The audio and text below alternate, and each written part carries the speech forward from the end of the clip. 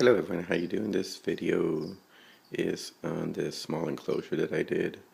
I'm pretty excited about this one because I was trying to find a tank that I could build for some of my spiders that are just kind of like outgrowing the small containers that I use. They're the small little containers, the acrylic containers with the lids on them. And this is a 2.5 gallon, I believe, basically aquarium.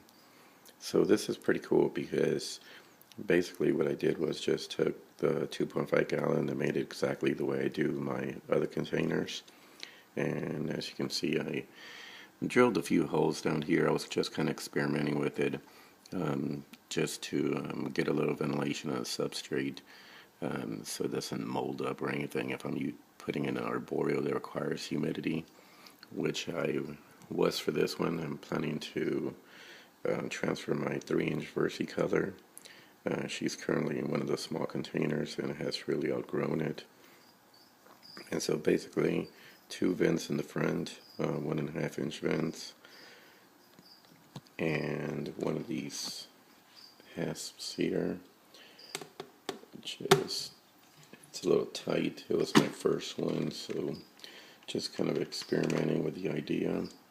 But the back of it is basically how I do my other containers.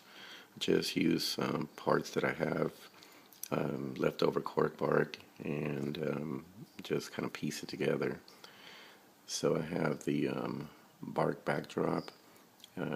Right there where the moss is, there's actually another smaller piece that I use to put there. So I just like covered it up with the terrarium moss. And yeah, to see how to do that, you can see one of my other tutorial videos on the P. regalis enclosure or the striata, and that's it right there. So it's 2.5 gallon. It's approximately 6 by 6 by 12. On the top portion here, where the clasp actually closes, I did it different from my other ones. I actually did that one on top, just using one, so it wouldn't obstruct the view that much from the front of the container. And I didn't use the cement that I normally use to bond this to the plexiglass lid. When I tried, it fell off.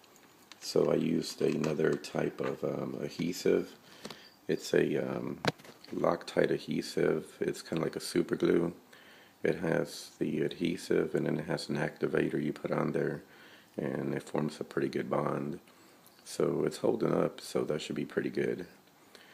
The thing I like about this container is that you can put a T in there. Basically, once they get to about 3 inches or so, they're a little too big for these containers. They start getting really crowded, can't move around too much.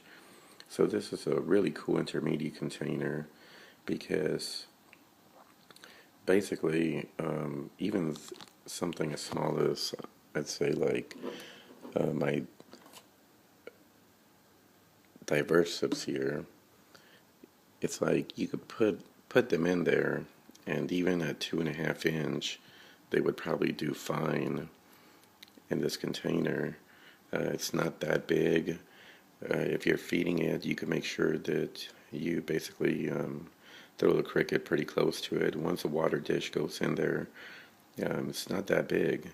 And the other great thing about it is that it can actually hold that spider basically until it's probably about a good 4.5, 5 inches. Probably not comfortable, but at least it's not really crowded like it would be in a small container like my striata was. So it's really cool. It's just like a good size intermediate container, just in case you're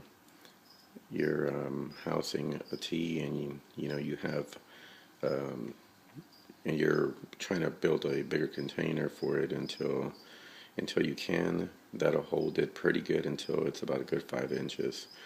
And if you put it on its side basically regular, the way the tank is, It will work for terrestrial or arboreal, any type of spider you have. So good size container. The 2.5 are a little harder to find than the 5 gallons. I was able to pick a couple of these up at a local store that is willing to special order some. And so that is it right there. And just want to rotate this real quick to give you a back view, an idea of just kind of how I pieced it together. The lid's not secure, so I don't want to drop it in one of those tees back there.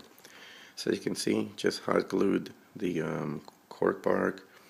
This is a smaller piece right here that I cut out to size basically, and then just the other piece of the tree-like cork bark. So just piecing pieces together, cut out the outline, cut around it, and made this small enclosure. Alright, well, I hope this helps anyone, and if you have any questions, please feel free to comment me or PM me directly. And thanks for watching. Next time you see this, we'll probably be rehousing my versicolor into it. Alright everyone, thanks for watching.